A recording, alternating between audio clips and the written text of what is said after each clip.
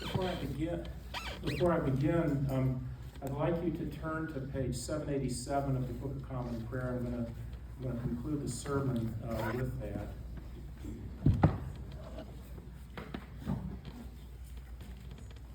This is an interesting day in that there are two themes, and on the surface, they don't seem to have anything in common with each other. I'll let you find the page there, 787. I'll be looking at Psalm 133 in a few minutes. So just get it, set it down, and we'll go to work here.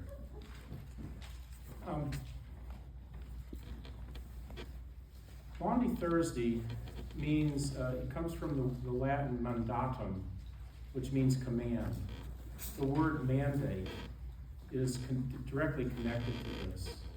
And the mandate, at least of Jesus to his disciples, was not so much to wash feet, but it was to serve. That was a critical component. If you're washing feet and not willing to serve, the physical activity is not connecting with the internal attitude. But Jesus, he wants very much for the church to be a serving community. The other thing that's going on is the Eucharist. You have the Last Supper. And all of our following Eucharists are based upon this evening. And it has, I believe, the quality of identity. Why are we gathered here? It's because of Jesus Christ. And we come and we gather and we participate, particularly with the Eucharist. We get out of the pew, if we're able, and we walk up here to the rail. We put out a hand, and we receive bread.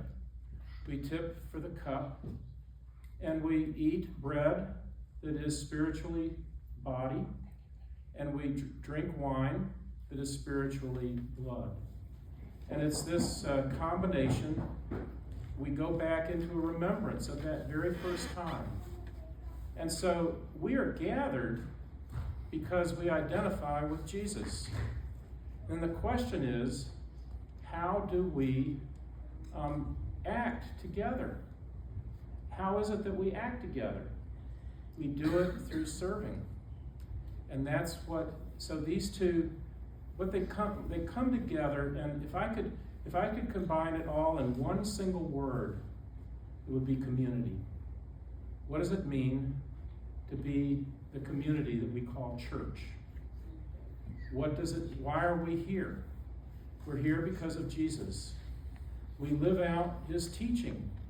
But more importantly, we know that when we mess up, sins will be forgiven. We also know that we are an Easter people. Mm-hmm. We live into the resurrection. And we move from this life through the veil of death to life again. Why? Because Jesus is the forerunner. He's the one that's taught us. He's the one that understands, and we have come to understand as well. And so it's this combination that brings us together of serving and of identity. Identity with Jesus and serving and caring for one another.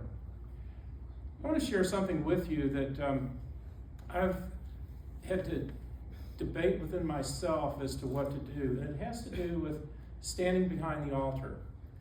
And the time comes to receive communion. And if I'm to be the servant, I should be doing the ablutions. I should be doing the cleaning up. And yet you notice that I'm doing that, but I'm also the first person to receive. And what it is it's that combination of appropriate leadership and in a context of servanthood. If I'm taking it last, then the sacrament and the cleanup seem to be blended. And that's not what I should be doing. If I if I go at first and participate in no other way for cleaning up, sometimes if there's a deacon, you have the deacon kind of do that because that's a responsibility, but I need to have a part in that because that's the serving part. And what Jesus teaches is that leadership and servanthood, they're combined. They go together. And it is by the responsibility that each of us have that we find understanding. For example, I may be leading this service, but I'm not in charge of this parish. That lady Laura is senior warden. She's in charge. You elected her to be your senior warden. So she's in charge. So when she tells me to do something, if I'm objecting, I better have a good reason, because that's how it works. When it comes to doing the service on the given day that I'm asked to be the supply person, then I'm doing the service. And so the example there is that we each have responsibilities. The altar guild, how the altar guild functions. We have leaders that do that. How the ushers work. We have ushers that do that. How the choir works with, by the way, I love the song you sang just before the gospel. But it's Rick. He's put in charge, and so part of learning, though, to be a good leader is to learn to be a good follower, and we're called to do this. And so the foot washing is actually symbolic of this give and take, of serving and being served. We need to know how to do both. And out of that comes the building of a community. I'm going to say something that on one level it's easy, on another level it's hard. I've really come to care about you. I didn't mean it to be that way. I thought I'd come and then run off. And I remember telling Laura, well, I'll be here maybe to Christmas. That's it. I've fallen in love with you. And yes, we did. Well, I've thought about this, that I've served in various parishes, and every one of them has had an undercurrent.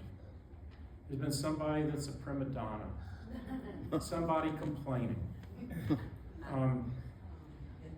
As Bishop of Eau Claire, I had a couple of parishes that were like this. But I wasn't directly involved. I was indirect because I was the bishop. But I've thought about it. I could name about 4. And they were all small. And you are without question the largest of those. I just want to say keep it up. Thank you. Keep it up. Because I'll never forget you. And what's important is when you have such a healthy environment, you bring out the best in each other. And I know this because you bring out the best in me. I find myself walking in the Holy Spirit with you. And I don't know what's going to happen. I don't know where you're headed. I don't know where I'm headed. But I know this. In this moment, I've really come to love you. I really have. And so, it's in that context that I'd like to wash some feet. I'd also like to close with Psalm 133. And let's say it together. It's a little bit sexist. It says, it should say brethren and sistren, I guess. But it's still a very beautiful psalm. And it is about community and how it was valued in ancient Israel. Let's say it together. Oh, how good and pleasant it is when brethren live together in unity. It is like fine oil upon the head that runs down upon the beard of Aaron, and runs down upon the collar of his robe.